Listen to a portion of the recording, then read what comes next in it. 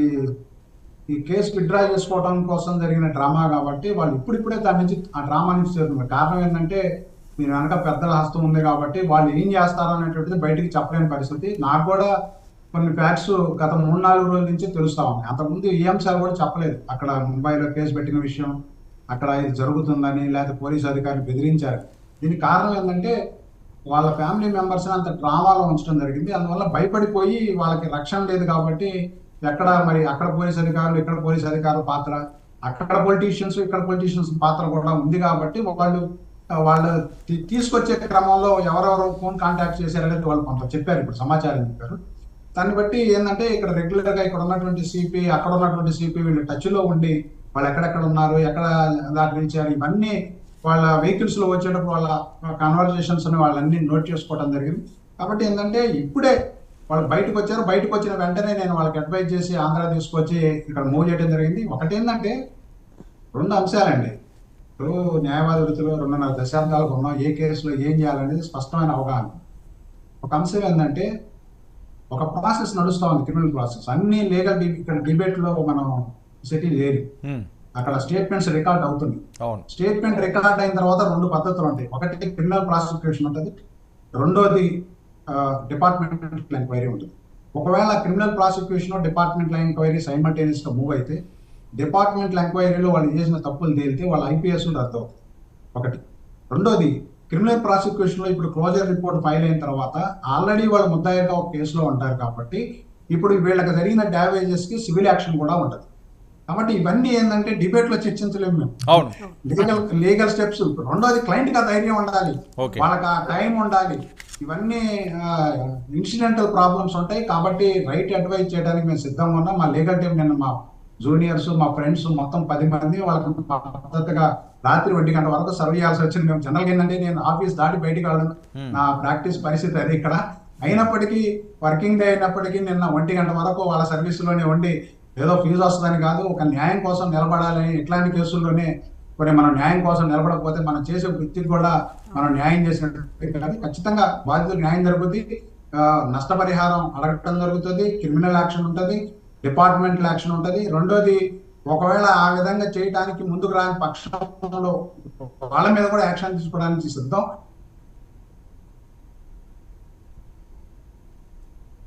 అయితే క్లయింట్స్ దానికి సిద్ధపడతారా అనేటువంటిది లీగల్ యాక్షన్. రెండవ ప్రశ్న ఏంటంటే అండి, ఈ బాధితురాలు జత్వాని గారిని ఆమెని ఒక గెస్ట్ హౌస్లో మరియు కమాండ్ కంట్రోల్ సెంటర్లో కూడా పెట్టి ఆమెని రాత్రిపూట ఇంట్రోగేషన్ చేశారు అనేది ఆమె చెప్పడం జరిగింది. ప్లస్ మీడియాలో కూడా చూసాం మేము.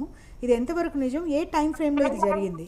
యాక్చువల్గా అంటే మరి ఆమె ఏం చెప్తా ఉందంటే harassment, nature of sexual harassment జరగలేదని చెప్తా ఉంది ప్రాథమికంగా.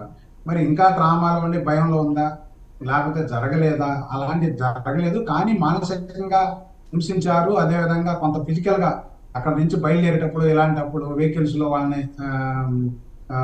లోపలికి నెట్టేటప్పుడు ఇలా కొన్ని సందర్భాల్లో ఫిజికల్ గా ఇచ్చేసారని కొంత సమాచారం ఇచ్చింది. అయితే ఏంటంటే ఆమె సమాచారంలో మరి ఏమైనా ఇంకా భయపడతా ఉందా లేదా అనేటువంటిది కూడా ఎసెట్ అయింది. ఎందుకంటే ఇప్పుడే వచ్చారు కాబట్టి ఆంధ్ర, ఇక్కడ పరిస్థితులకు కష్టం అయ్యి ఇక్కడ గవర్నమెంట్ మీద నమ్మకం, ఇక్కడ వ్యవస్థ మీద నమ్మకం పోలీసు. ఎందుకంటే గతంలో ఈ పోలీసు వ్యవస్థే వాళ్ళకి వ్యతిరేకంగా దుర్మార్గంగా వ్యవహరించింది. మళ్ళా అదే పోలీసులు ఉంటారు కదా, కాకపోతే వ్యక్తులు మారవచ్చు, వ్యవస్థ అదే కాబట్టి వాళ్ళకి ఎంతవరకు మనం భరోసా ఇస్తామనే దాన్ని బట్టి వాళ్ళ రివిలేషన్ ఆఫ్ ఫ్యాక్ట్స్ అనేటువంటిది కూడా ఉంటుంది. అందుకని ఆమె చెప్పినటువంటి మెయిన్ పాయింట్స్ అన్నింటినీ పరిగణలోకి తీసుకున్న తర్వాత ఫర్దర్ కోర్స్ ఆఫ్ యాక్షన్ ఏందనేటువంటిది ఇప్పుడు గౌరవ సిపి గారు కూడా, పోలీస్ కమిషనర్ గారు కూడా సహకరిస్తా ఉన్నారు. విచారణాధికారి కూడా లేడీని ఉంచడం జరిగింది. అయితే విచారణాధికారి లేడీని పెట్టారు కానీ ఆ స్టేట్మెంట్స్ రికార్డ్ చేయడం వరకే పరిమితం. తర్వాత ఫర్దర్ ఎంక్వైరీ కోసం, ఎందుకంటే ఐపీఎస్లు డీజీ ర్యాంక్ వాళ్ళు ఉన్నారు కాబట్టి మరి పెద్ద వ్యక్తులకి ఇవ్వాలని చెప్పేసి సిపి గారికి నిన్నే మేము కోరాం. ఇవాళ మొత్తం ప్రాపర్టీ వాళ్ళ సీజ్ అయిన అన్ని అని చెప్పేసి లెటర్స్ ఇవ్వడం జరిగింది. మరి ఈరోజు సాయంత్రం లోపల అవి ఇస్తా ఉన్నారు. మరి ఇవన్నీ చూసుకొని ఫర్దర్ గా ఖచ్చితంగా బాధితులకు న్యాయం జరుగుతుంది. అయితే ఆమె ఏంటంటే ఇప్పటికే ఒక 40 రోజులు 50 రోజులు ఇక్కడ ఉండి ఆ డ్రామా అనుభవించింది కాబట్టి కొంత ఈ ఎన్విరాన్మెంట్లకు కష్టం అయ్యి ఇక్కడ న్యాయం జరుగుద్ది అని అంటే ఇంకా కొన్ని వాస్తవాలను వెల్లడించే అవకాశం ఉండొచ్చు. మరి లెటర్స్ అండ్ వాళ్ళ తరఫున ఖచ్చితంగా మనం నిలబడి, ఎందుకంటే ప్రజానీకం అదేవిధంగా చాలా మంది సోషల్ యాక్టివిస్ట్, లాయర్ వీళ్ళందరూ కూడా ముందుకు వచ్చి వాలంటీర్గా మేము కూడా దీంట్లో సహాయం చేస్తామంటే మనం కూడా ఇలాంటి డిబేట్స్ కండక్ట్ చేయడం వాళ్ళకి మోడల్ గా సపోర్ట్ చేస్తున్నాం కాబట్టి ఇదంతా ఒక మంచి పరిణామం. బాధితులు ఎప్పుడైనా అది ఎవరైనా కావచ్చు, మేలా ఫిమేల్ అనేది కాదు, ముఖ్యంగా ఫిమేల్ కి ఇంకా కొంచెం కష్టాలు ఉంటాయి, చెప్పుకోలేని పరిస్థితులు. అందుకని నేను ఏం చేశానంటే జంటగా నాకు చెప్పలేదేమోనని మా జూనియర్ని, లేడీ జూనియర్ని తీసుకెళ్తే ఒక గంట సేపు ఇంటరాక్ట్ అయింది. ఇలాంటి ప్రాబ్లమ్స్ ఉంటాయి. ఇనీషియల్ ఏంటంటే అన్ని మన ముందు చెప్పుకోవడానికి కూడా లేడీస్ సిద్ధపడే పరిస్థితి ఉంటుంది. చూద్దాం, అంటే ఆవిడ ఆవేదన చూస్తుంటే చాలా మందిలో ఉన్న అనుమానాలండి. నాకు కూడా ఇవే మెసేజ్లు వస్తున్నాయి. కస్టడీలో మానసికంగా ఆవిడని ఇబ్బంది పెట్టారా, శారీరకంగా ఏమన్నా చిత్రహింసలకు గురి చేశారా, ఘాతకానికి పాల్పడ్డారా అన్నది చాలా ఎక్కువ మెసేజ్లు వస్తున్నాయి నా ఫోన్ కూడా. నైట్ టైం ఇంట్రాగేషన్ ఏంటి, వాళ్ళు అలాంటి క్రూరంగా ఇంకా వాళ్ళు ఫిక్స్ అయిపోయినప్పుడు వదులుతారా ఆ అమ్మాయిని అని చాలా మంది అనుమానం. మనకి వాస్తవాలు తెలియకుండా కరెక్ట్ అండి. లాయర్ గా కొన్ని కన్ఫైన్మెంట్స్ ఉంటాయి. అంటే బయట డిబేట్ చేయొచ్చు కానీ లాయర్ గా కొన్ని కన్ఫైన్మెంట్స్, క్లయింట్ ఇచ్చినటువంటి అంశాల పరిధి దాటి వాళ్ళ ఇన్స్ట్రక్షన్స్ సరే ఓకే. ఆవిడ సేవ్ అయితే అందరికీ హ్యాపీ అనండి. ఆవిడ ఆ రకంగా సేవ్ అయితే హ్యాపీయే. ఒక్క నిమిషం అండి, చంద్రమౌళి గారు హైదరాబాద్ నుంచి మరో కాల్ ఉన్నారు. చంద్రమౌళి గారు,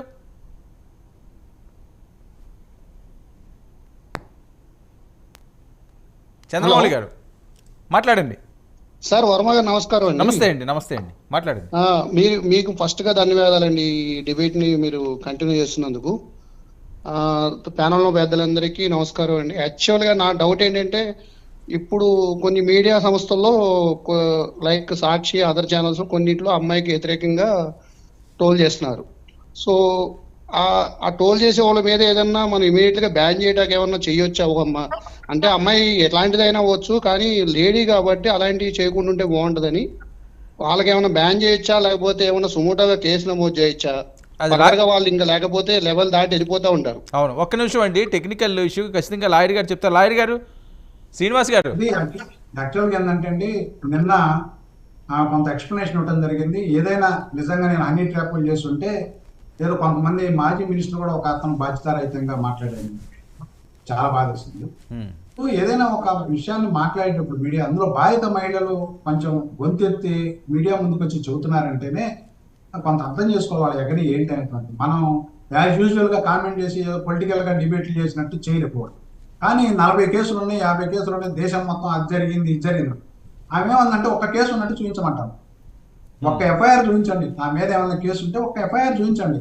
లేదు నేను ఎవరినైనా ట్రాప్ చేశానంటే లైన్ లో పెట్టండి, డిబేట్ చేయండి, అడగమనండి నన్ను నేనేం ట్రాప్ చేశానో అన్ని ట్రాప్ చేసి నేను సమాధానం ఇవ్వదు. ఇలా కాకుండా ఊహాజనితమైన వార్తలతో అక్కడ జరిగింది ఇక్కడ జరిగింది అని అంటే ఆ నాన్ సెన్స్ కి ఎట్లా సమాధానం చెబుతారండి లేడీస్? వాళ్ళు వచ్చి బయటకు చెప్పడమే ఎక్కువ.